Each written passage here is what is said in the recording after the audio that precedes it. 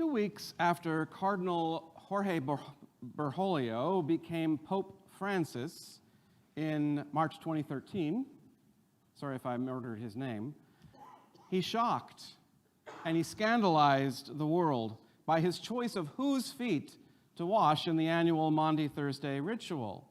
Because prior to Francis, popes in modern times had only washed the feet of priests, meaning all men, and always within the ornate spaces of the Vatican. But on his first Maundy Thursday as Pope, Francis went to a juvenile detention center in Rome and washed the feet and kissed the feet of 12 young people, including 2 women and 2 Muslims. Now, though unprecedented for a modern pope, in 2001, when he was the Archbishop of Buenos Aires, Francis went to a hospice to wash and kiss the feet of people living with AIDS. In 2005, he went to a maternity hospital. And in 2008, he washed and kissed the feet of 12 people at a drug rehab center.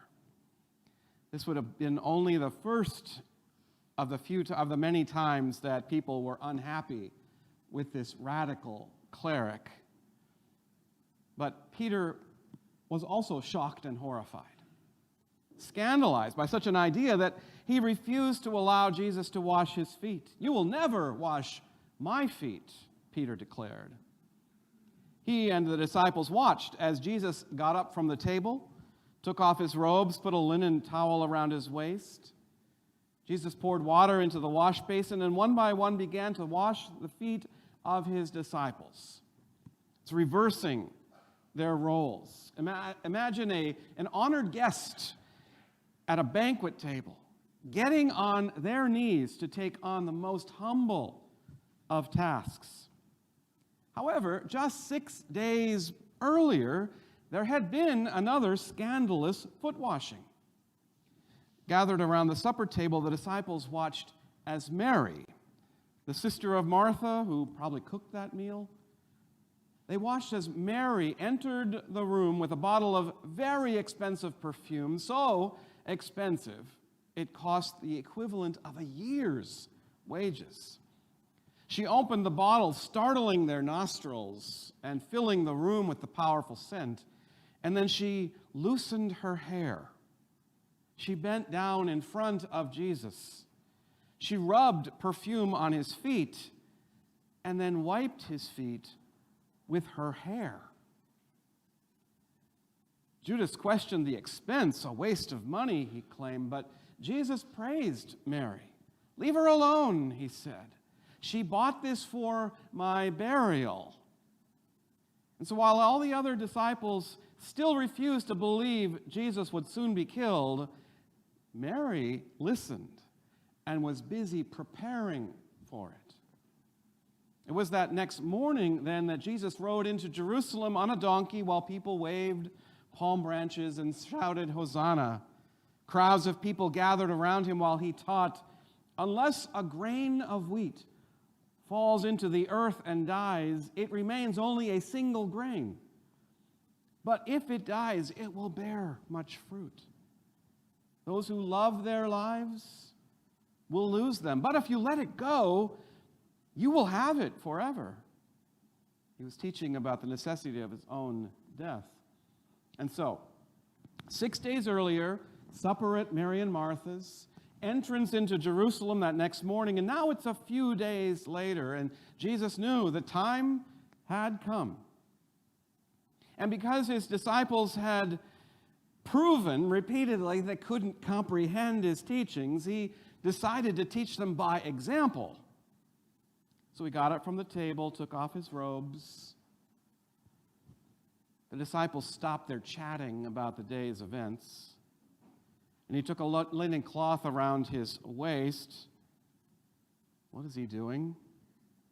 Why is he pouring water into that wash basin? Why is he getting on the ground?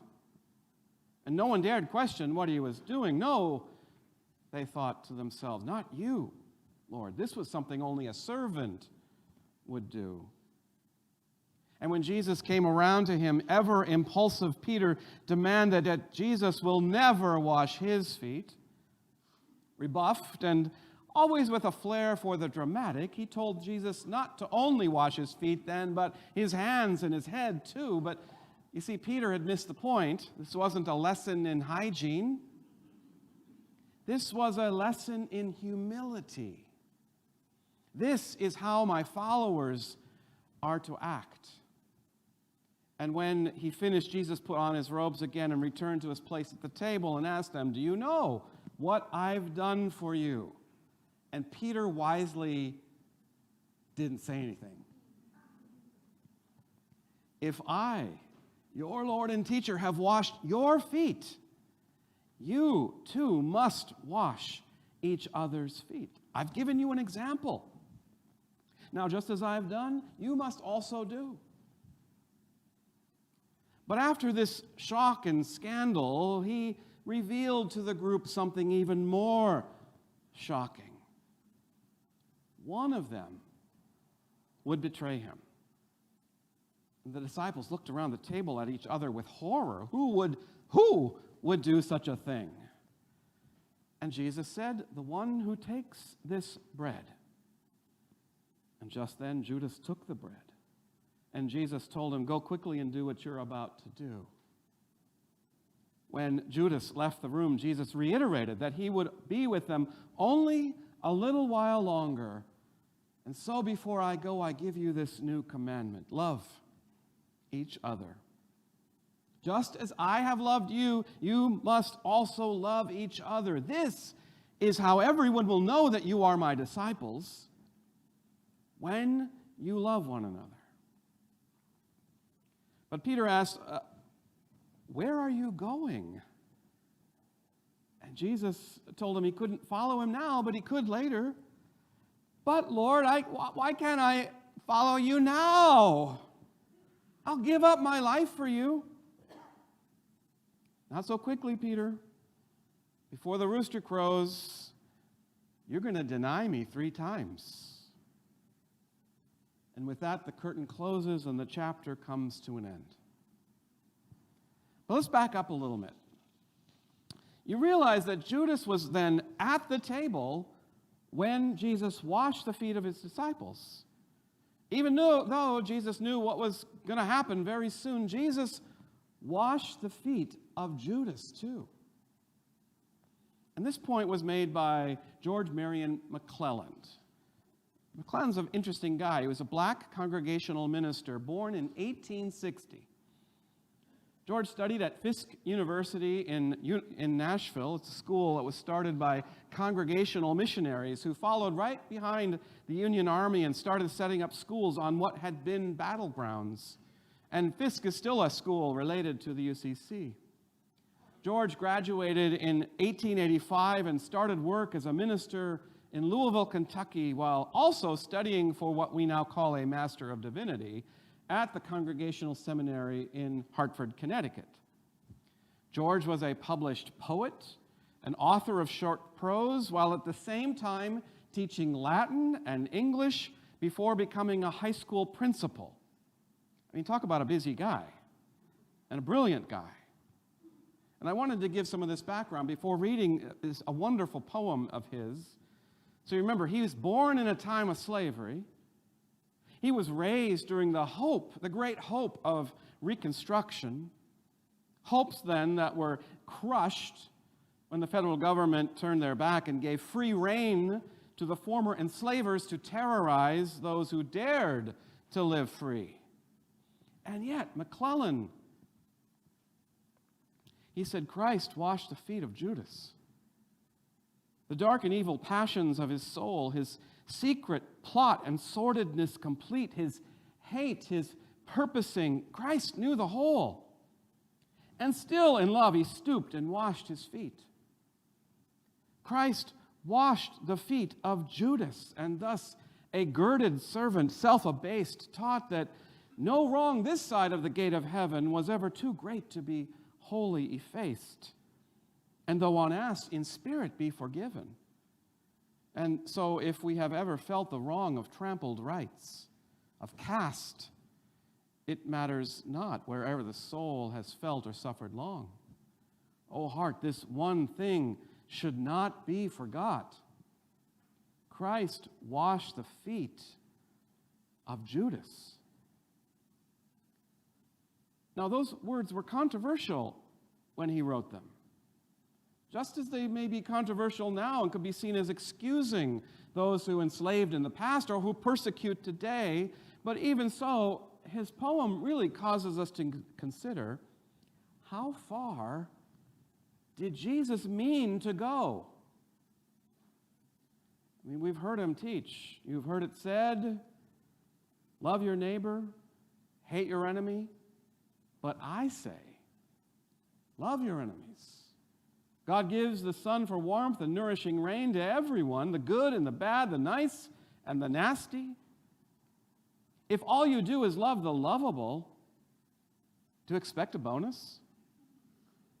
Anybody can do that.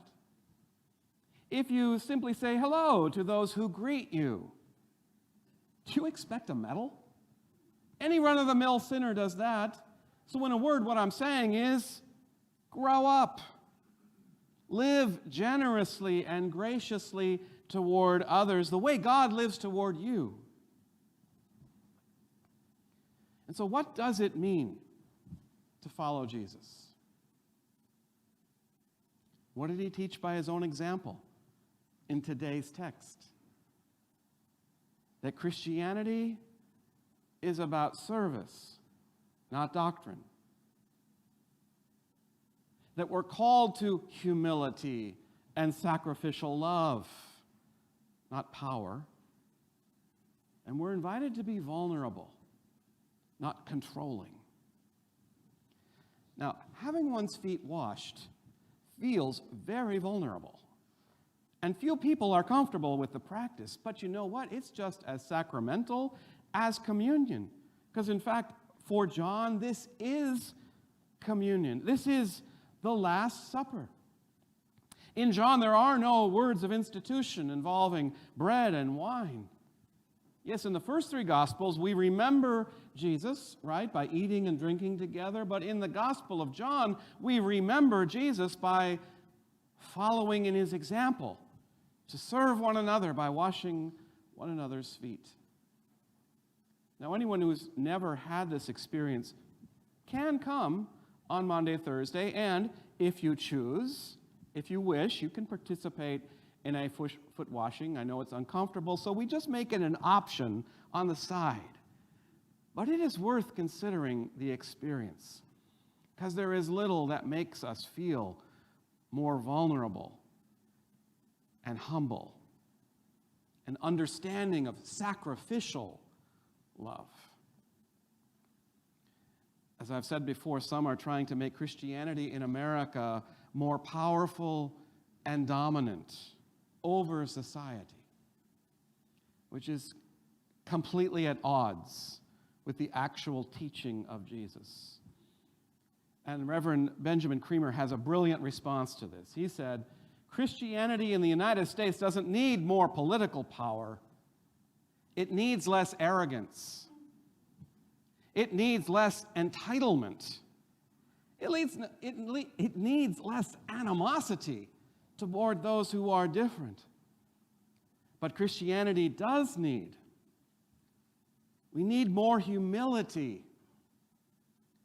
We need more generosity. We need more compassion and understanding.